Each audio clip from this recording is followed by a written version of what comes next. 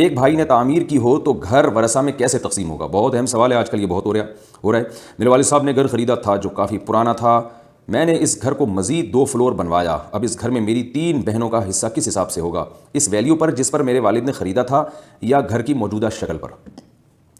دیکھیے یہ بہت اہم مسئلہ ہے۔ والد صاحب جس کنڈیشن میں گھر چھوڑ کر جاتے ہیں، بعض دفعہ بیٹا اولادوں میں سے کوئی اس میں مزید تعمیر کرتی ہے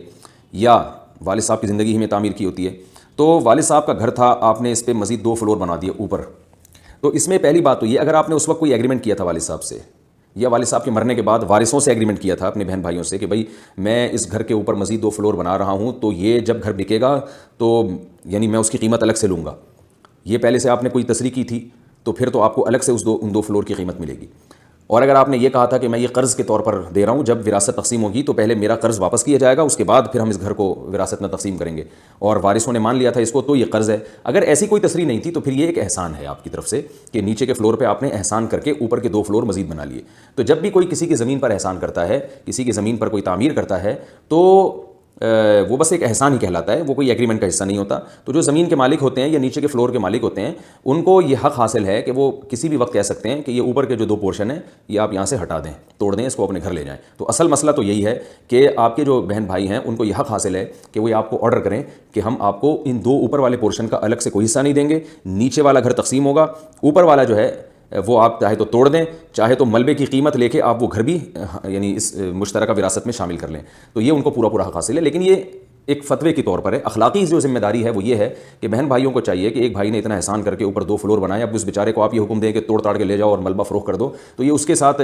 اخلاقی لحاظ سے غیر اخلاقی حرکت ہوگی کہ اس نے احسان کیا اور آپ اس کو احسان کا بدلہ یہ دے رہے ہیں کہ جی وہ ملبہ اٹھا کے لے جاؤ۔ تو اس لیے ورثہ کو چاہیے آپس میں دیکھیں، وراثت تو صرف نیچے والے پورشن میں ہوگی، نیچے والے پورشن کی جو مارکیٹ ویلیو ہے وہ لگائی جائے گی، اور اس مارکیٹ ویلیو یعنی جب گھر بک رہا ہے نا اس وقت مارکیٹ ویلیو لگائی جائے گی، یا جب وراثت تقسیم کر رہے ہیں، جیسے آج اگر آپ چاہتے ہیں کہ ہم اس وراثت کو تقسیم کریں تو آج جو گھر کی ویلیو ہے وہ لگائی جائے گی، والد صاحب نے جس ویلیو پہ گھر خریدا تھا وہ نہیں لگائی جائے گی، آج کی ویلیو سے نیچے والے پورشن کو آپ لوگ ڈیوائڈ کریں گے، اوپر والے کو یا تو وارث کہتے ہیں کہ اس کو توڑ کے لے جاؤ، یا یہ کہ وارثین اس کی الگ سے قیمت لگا کے کوئی بھی خریدنا چاہے خرید لے۔ اور اخلاقی لحاظ سے اگر آپ اس کو چاہتے ہیں حل کرنا تو پھر آپ لوگوں کو چاہیے کہ 2 راستے ہیں آپ کے پاس، یا تو اس پورے پورشن کی ویلیو لگائیں، اوپر والے 2 فلور کی بھی اور نیچے والے کی بھی، پورے پورشن کی ویلیو لگائیں، اور یہ دیکھیں کہ اس پورے پورشن کی ویلیو مثال کے طور پر 1 کروڑ روپے بنتی ہے، یعنی تینوں پورشن کی، گراؤنڈ فلور، فرسٹ فلور اور سیکنڈ فلور کی 1 کروڑ روپے بنتی ہے۔ تو پھر اسٹیٹ ایجنٹ سے پوچھیں کہ اگر یہ اوپر کے 2 فلور نہ ہوتے تو پھر اس نیچے والے گھر کی ویلیو کیا ہوتی؟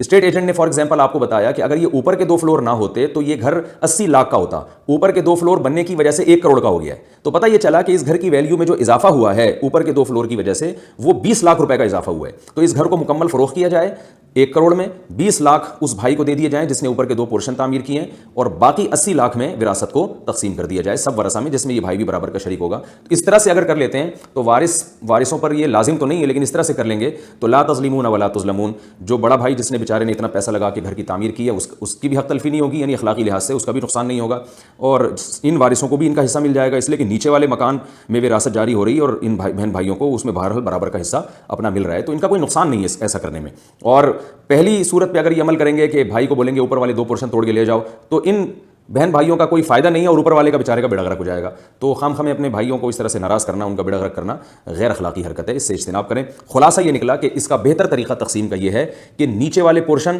اوپر والا اور اس سے اوپر والا فلور، ان تینوں کی مارکیٹ ویلیو لگائیں، 2-3 اسٹیٹ ایجنٹ سے پوچھیں کہ یہ کتنے کے ہوں گے، اگر 3-4 مختلف ریٹ آتے ہیں تو اس کا ریشو نکال لیں۔ ایک اسٹیٹ ایجنٹ کہتا ہے کہ 1 کروڑ روپے، دوسرا کہتا ہے 1.5 کروڑ روپے، تیسرا کہتا ہے 2 کروڑ روپے، تو 1 کروڑ، 1.5 کروڑ، 2 کروڑ کو 3 سے ڈیوائڈ کر دیں، جو جواب آئے وہ ریشو نکل آئے گی۔ تو پہلے ریشو نکالیں مختلف ایجنٹ سے قیمت معلوم کر کے، تو تینوں فلور کا ریشو آپ کو معلوم ہو جائے گا۔ اس کے بعد آپ یہ دیکھیں کہ اگر یہ اوپر کے 2 فلور نہ بنے ہوتے تو پھر ماہرین سے معلوم کروائیں صرف نیچے والے پورشن وہ کتنے میں بکتا،